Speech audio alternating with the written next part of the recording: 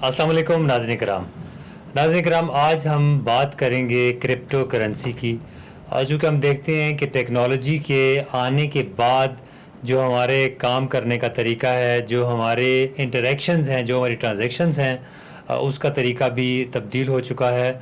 और अभी बाज़ जो ममालिक हैं उनमें पेपरलेस इन्वायरमेंट जो है, यानी सॉफ्ट फॉर्म में फ़ाइल्स जो है वो मूव करती हैं, और इसी तरीके से जो करेंसी का लेन देन है वो ट्रांजैक्शंस भी ई फॉर्म में इख्तियार कर चुके हैं। ई करेंसी जो है वो फ़रोग पा चुकी है।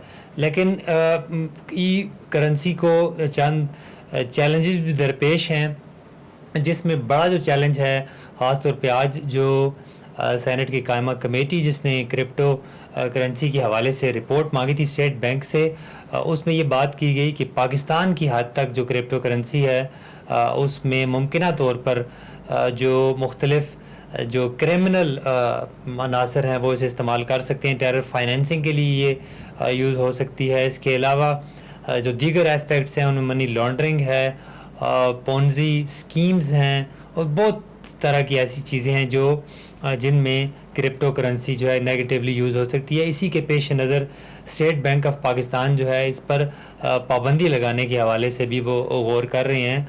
और देखना ये है कि दीगर ममालिक इस हवाले से क्या इक़दाम उठा रहे हैं। पूरी दुनिया में अगर हम बात करें तो एल सल्वाडोर एक कंट्री है कि जिसने क्रिप्टो करेंसी को एक लॉ पास करने के बाद इसे लीगलाइज़ किया है, और बाकायदा तौर पे ये क्रिप्टो करेंसी जो है वहाँ पे अलाउड है, और इसमें कारोबार और लेन देन होता चला जा रहा है। चूँकि हम देखते हैं कि जो तरक्की के बाद ये बात की जा रही थी कि जो बड़े बड़े बैंक्स हैं, जो बड़ी बड़ी इनकी अमारात हैं, ये ज़मीन बोस हो जाएंगी, और बैंकिंग का जो निज़ाम है, जो बड़े बड़े बैंक्स हैं, ये सारा काम ई करेंसी की तरफ आ जाएगा, या जिसे कहा जाए कि क्रिप्टो करेंसी की तरफ आ जाएगा।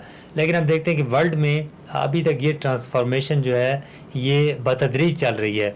और इसमें अगर हम बात करें क्रिप्टो करेंसी की, तो क्रिप्टो करेंसी की जो मार्केट है, जो इंटरनेशनल लेवल पे जो मार्केट है, उसमें गिरावट आ रही है।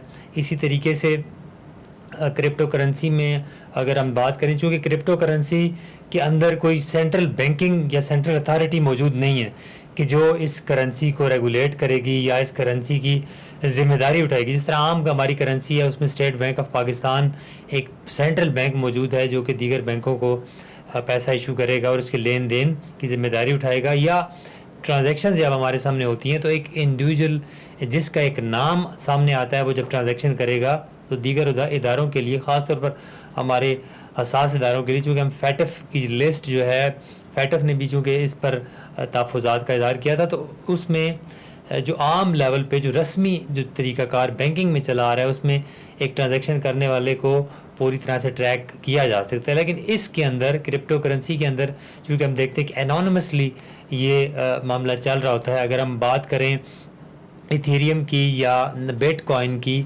या इसी तरह बाइनेंस की बात करें, तो इन सब में जो मामलात हैं बकौल स्टेट बैंक ऑफ पाकिस्तान के और उनकी इस रिपोर्ट के, कि जो रिपोर्ट आज उन्होंने पेश की, उसमें एनोनिमसली सारा काम हो रहा था, तो असास इदारों को ट्रैक करने में मुश्किलात पेश आती हैं। लेकिन यहाँ पर ज़रूरत इस अम्र की है कि दुनिया के साथ हम चलें, हम इन मामलात को, क्रिप्टो करेंसी हो या दीगर नई आने वाली जो भी साइंस हो या नए मामलात हो, उन्हें हम अपने लिए उसमें मसाइल ना तलाश करें, उस पर आप ब्लैक आउट ना करें, उस पाबंदी सिर्फ ना लगाएं, बल्कि उसका हल तलाश किया जाए। क्योंकि हम देखते हैं कि अगर हम बात करें ई करेंसी की, तो ई करेंसी हर जो हमारे आए रोज़ हमारी ज़िंदगी में ई करेंसी राइज हो चुकी है। ये आप देख रहे हैं कि जो मुख्तलिफ़ तरह की बिल्स की आप पेमेंट करते हैं, आप अपने मोबाइल से जो अपने बिल पे कर रहे होते हैं, ये ई करेंसी का ही कॉन्सेप्ट है। तो साइंस को और नई जो टेक्नोलॉजी है उसको अडॉप्ट किया जाना चाहिए, लेकिन उसके साथ साथ जो उसके ड्रॉबैक्स हैं, जो उसके नेगेटिव यूजेज हैं, उस पर भी नज़र रहनी चाहिए। इसी के पेश नज़र जो स्टेट बैंक है, जो रवान बाला है, उन्होंने स्टेट बैंक से रिपोर्ट मांगी थी, تو آج یہ رپورٹ اسٹیٹ بینک نے پیش کی ہے اور انہوں نے کہا ہے کہ وہ کرپٹو کرنسی پر پابندی لگائیں گے. ایک نئے مسئلے کے ساتھ پھر حاضر ہوں گے. اب تک کے لیے اتنا ہی. اللہ نگہبان.